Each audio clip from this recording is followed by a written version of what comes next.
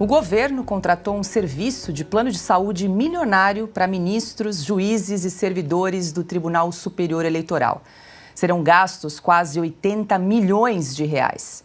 O contrato com a Unimed tem duração de 3 anos.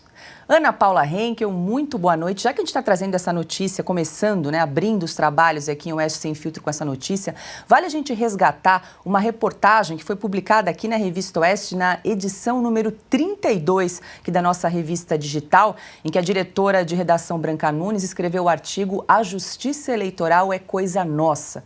No texto, ela descreve como essa invenção nacional trata de demandas que poderiam ser resolvidas na justiça comum e escancara a ineficiência do Estado. Boa noite, Ana. Importante lembrar que a Justiça Eleitoral tem cerca de 30 mil servidores e dispõe de um orçamento de 10 bilhões de reais para esse ano de 2023 e agora contrata um plano de saúde para servidores, juízes e ministros. Boa noite, Ana. Boa noite, Paula. Boa noite, Cris. Boa noite, Silvio. Boa noite, meu mestre Augusto Nunes e toda a nossa audiência maravilhosa. Vamos trabalhar, porque temos muitos boletos para pagar e eles não são nossos.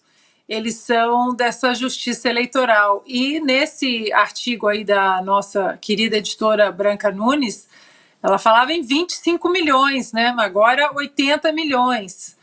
Aquela peça contra a Jovem Pan, daqueles 2 procuradores ativistas do Ministério Público Federal de São Paulo, se eu não me engano, ali na lista de crimes hediondos cometidos pelo Augusto, Constantino, por mim, o Augusto, um horror, falar de direito e ele nem é formado em direito. Eu, então, sou uma arquiteta, não posso falar de nada relacionado à política ou ao direito, ao conhecimento jurídico.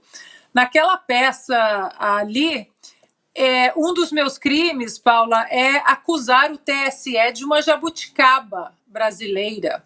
Pois é, acreditem se quiser, nós também pagamos o Ministério Público para dizer que nós não podemos ter opiniões, e um dos meus crimes foi esse. Atacar o TSE de jabuticaba brasileira, sendo que esse tipo de corte não existe em praticamente lugar nenhum do mundo. Ali eu ainda comparo com os Estados Unidos. Os Estados Unidos são 50 mini-eleições dentro de uma grande eleição presidencial, e cada estado tem a sua autonomia. A gente sempre fala aqui do federalismo americano, mas está aí, a jabuticaba brasileira, sim, agora ainda vai custar mais 80 milhões de reais para que nós continuemos trabalhando para pagar esse balaio aí de jabuticaba. Cris Grêmio, muito boa noite. Eu vou aproveitar para ler mais um trecho dessa reportagem que vale a pena resgatar, apesar de ter sido escrita lá em 2020, mais atual do que nunca. A Branca até escreve o seguinte: assim como a jabuticaba, como a Ana mencionou, assim como a jabuticaba, o brigadeiro, o pão de queijo, a tomada de 3 pinos e o frescobol, a Justiça Eleitoral também é uma brasileirice. Na maioria dos países, pendências eleitorais são decididas pela Justiça Comum. E aí traz alguns números, só para a gente ter uma ideia, a média salarial bruta de um funcionário do TSE é de 17 mil reais. E o presidente da corte, que atualmente é Alexandre de Moraes, embolsa cerca de 10 mil reais pelo trabalho que desenvolve no TSE, somados, claro, ao salário de ministro do STF. Boa noite, Cris. Boa noite, Paula. Boa noite, Ana Paula, Silvio, Augusto. Boa noite para a nossa audiência. É justamente esse acúmulo de salários que eu ainda ia acrescentar aqui.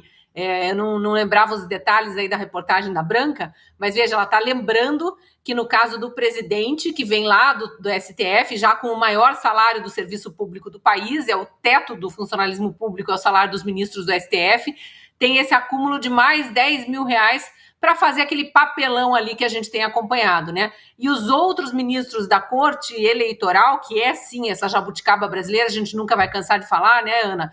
É sim uma jabuticaba brasileira. Os outros ministros vêm ou do STF ou do STJ, ou indicados, pela advocacia, enfim, tem esses outros caminhos de acesso a essa corte eleitoral magistral aí que consome 10 bilhões de reais do nosso bolso, do nosso dinheiro. O que está muito errado no Brasil, e não é só na justiça eleitoral, é em todo o serviço público, é essa noção generalizada de que nós servimos a eles. É o contrário, eles nos servem. O nome de servidor público, ele é servidor do público. E não, eles entram lá, entram nessa roda viva do patrimonialismo brasileiro, de se pendurar em benefícios, em privilégios, e aí plano de saúde de 70 e poucos milhões aí é só mais um.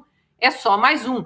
Porque quando a gente ouve os dados que você está passando, Paula, 30 mil servidores em ano eleitoral já chama atenção. E em ano não eleitoral, a gente precisa de uma corte inchada desse jeito para ficar caçando a elegibilidade de pessoas que não cometeram crime algum, para ficar imputando uma possível condenação futura de um possível processo que ainda não existe a um ex-procurador da República só porque eles querem perseguir e assim tirar o mandato legítimo que ele conquistou nas urnas, que é o caso do Deltan Dallagnol. Então é muito absurdo quando a gente compara o serviço prestado por esta corte a nós, que somos os que bancamos esse monte de mordomia, esse monte de funcionários, esse serviço de saúde aí. Espero que seja exemplar, né? Porque se a gente está pagando caro, a gente quer que o serviço pelo menos seja exemplar.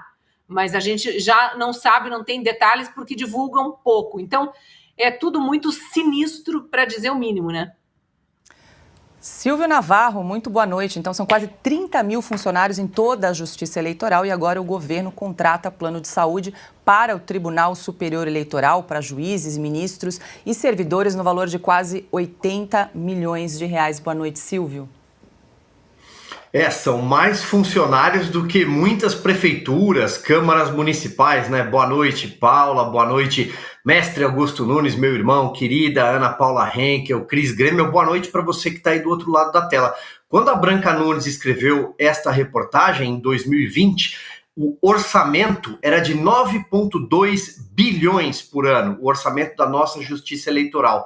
Hoje, ele é de 10,6 bilhões. Veja como já aumentou e vai aumentando, inclusive em anos não eleitorais. Isso, Paula, para você ter uma ideia, é mais do que o dobro do PIB, né? É mais do que o dobro de Guarulhos, por exemplo. Isso é muito mais do que Manaus, do que Porto Alegre, que são capitais. Então, veja, como diz a reportagem, coisa nossa. Fomos proibidos no passado de afirmar que era uma jabuticaba brasileira, a Justiça Eleitoral, e custa muito caro para nós, pagadores de impostos. E antes de entrar em qualquer meandro sobre o que fazem, né? Tantos funcionários, 30 mil funcionários na Justiça Eleitoral brasileira, é importante lembrar que é um tribunal administrativo que aplica multas, e multas graúdas, como aconteceu no ano passado. Sabe para quem? Para quem cometesse o crime, por exemplo, de afirmar que Lula era amigo de ditadores, para quem relacionasse determinado partido político a uma organização criminosa, ou fizesse referência a determinados temas que esta Justiça Eleitoral decidiu que seriam proibidos na eleição no Brasil. É claro que todos os punidos são de um único espectro político brasileiro, a direita.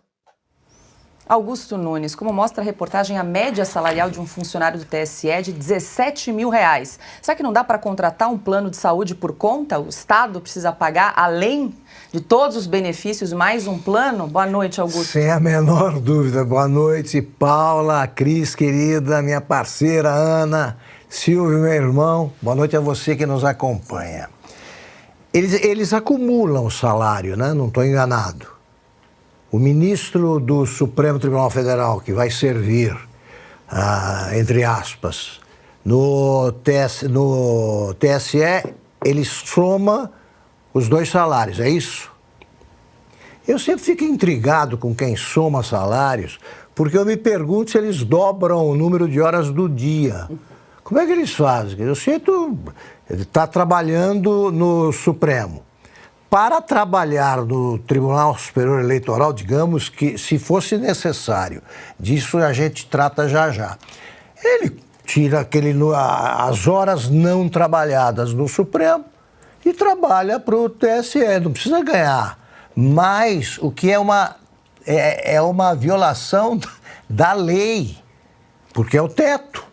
O teto é ultrapassado pelos próprios ministros, porque eles vão decidir coisas no TSE. É uma maluquice, né? É uma loucura. Essa jabuticaba é caríssima. Ela surgiu, já é uma excrescência e também a extravagância brasileira sempre acompanhada de várias outras. Foi criada em 1932 a Justiça Eleitoral pelo Getúlio Vargas, que não fez eleição até 1945. Em 1945 ela voltou a existir, porque com o Estado Novo, e aí fechou. Mas ela gastou o nosso dinheiro, já é paga. Ela foi paga a partir de 1932 sem eleições. Que tal? A Justiça Eleitoral, os seus integrantes nem reclamaram da inexistência de eleições. Eles estavam lá para quê? E ganhavam salário. Pode fechar a Justiça Eleitoral, que não faz falta a ninguém. Pega um modelo de um país desenvolvido, tem uma comissão lá que é nomeada com critérios que fazem sentido. Eles vão cuidar daquela eleição, vão organizar a votação, não vão interferir como se fosse um partido político, que é o que faz a nossa Justiça Eleitoral. Proíbe isso, proíbe aquilo, pune, depois caça. Sempre foi dispensável. Agora a nossa Justiça Eleitoral ficou intolerável, porque justiça que vira partido, justiça não vai fazer. Augusto, Paula. só para atualizar, desculpa, mas só para atualizar o salário do Alexandre de Moraes, que hoje é o atual presidente do TSE, ele recebe 10 mil pelo salário no TSE, mais 39 mil de salário como ministro do STF, mais R$6.500 do chamado abono de permanência. Então, somados são R$55 mil. Então, que teto é esse? Você vai erguendo, à medida em que à medida que surge a necessidade, você ergue um pouco o teto, tá? E pronto. Isso. É o fim do mundo, né? Ana. Justiça.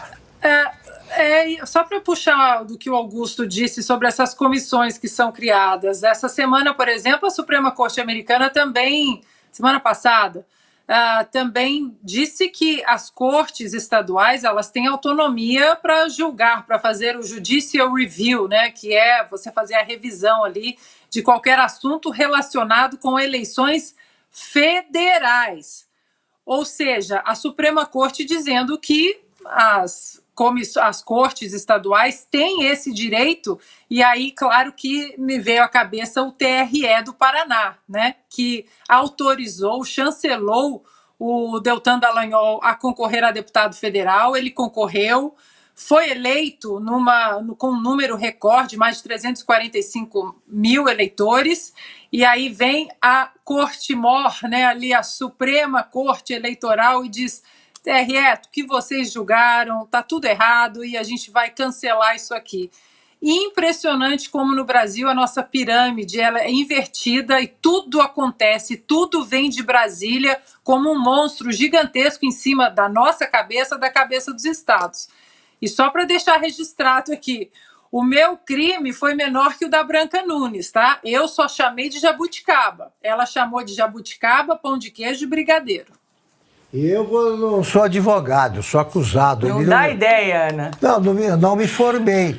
Mas olha aqui, eu fiz 2 anos, cheguei até o 3º ano da Nacional de Direito. Então, eu devia ser acusado de ser meio advogado.